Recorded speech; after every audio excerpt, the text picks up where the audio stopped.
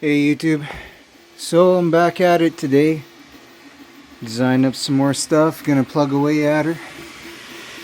Down here, I'm printing a new induction plate holder again.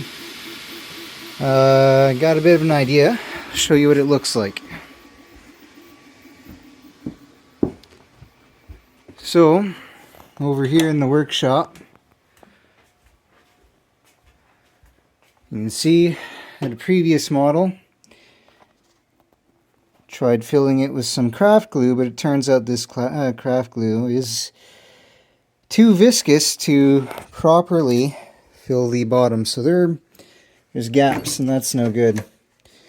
So I came back and I printed another one. I made it the gaps a little bit bigger, optimized the bottom so that there will be some liquid flow down there. And now I'm going to guide everything through ahead of time, then seal it up over here. And then I'm going to pour epoxy resin into it. I've got a slow set epoxy resin coming in. And that's going to fix that issue for me.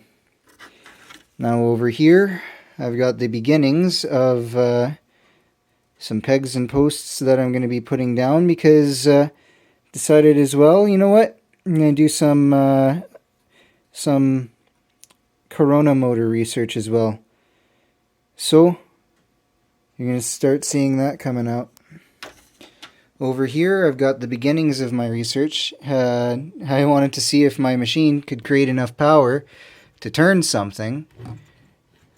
Because honestly, like trying to measure the power output with equipment the way that I've been doing it, it's, you know, like when you're getting the kinds of measurements I'm getting, it makes you sound crazy just to relay your measurements.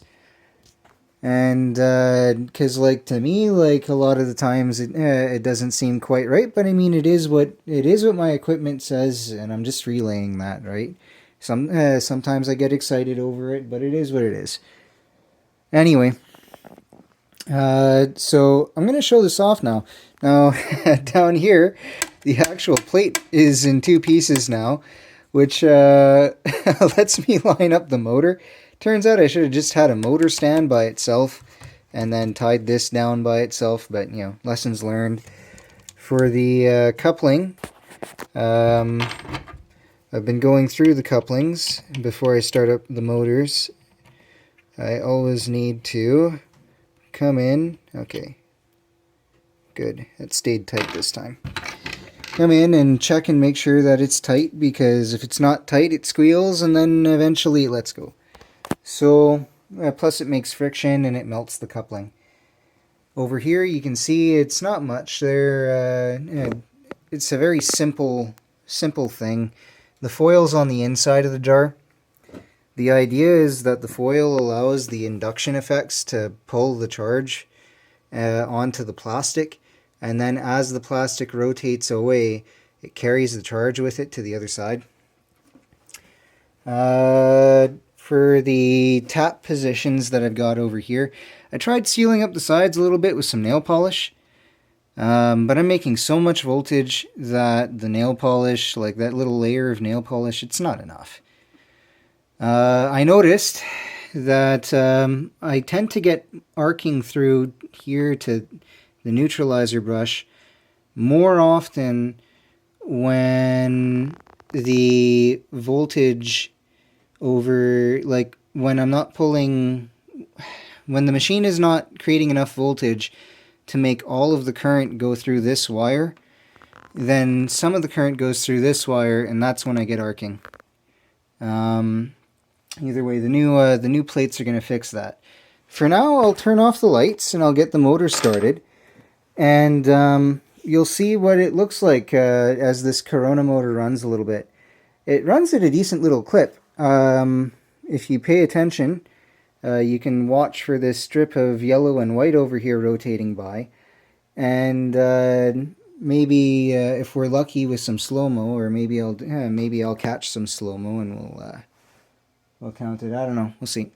But either way, it rotates at a decent little clip for only having two electrodes around the the circumference of it. And you know, when I get the other one going and I've got 6 electrodes and I've got an actual proper bearing, that's going to be pretty nice. It's going to be fun to play with.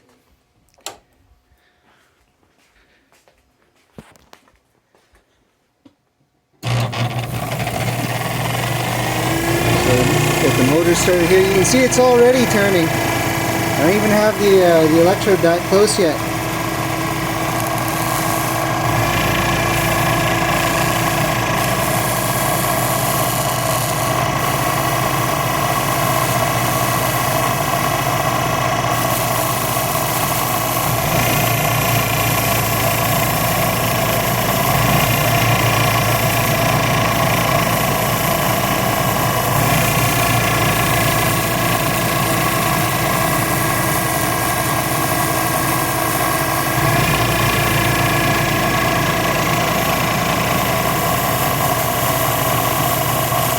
Here, because I'm using a light dimmer, that the dimmer isn't very good at controlling the speed of that motor at the lower power outputs. Line this up a little better in the back.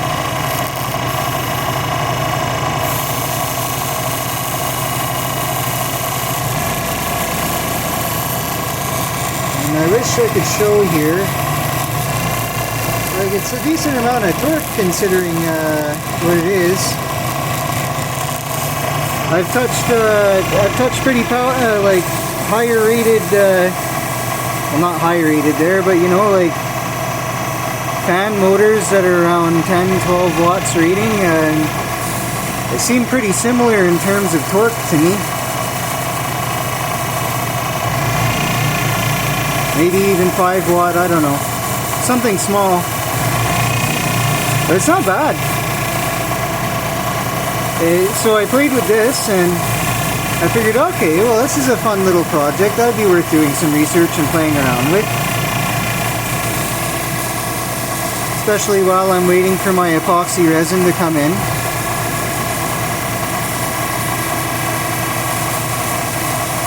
Plus, if I eventually progress to doing atmospheric energy harvesting research like I was planning on doing, I need to make an atmospheric motor anyways, because it's really difficult to transform this high voltage into something useful. But with an application like this, I could do something like Laser Hacker did, and I could use that high voltage to spin a little generator.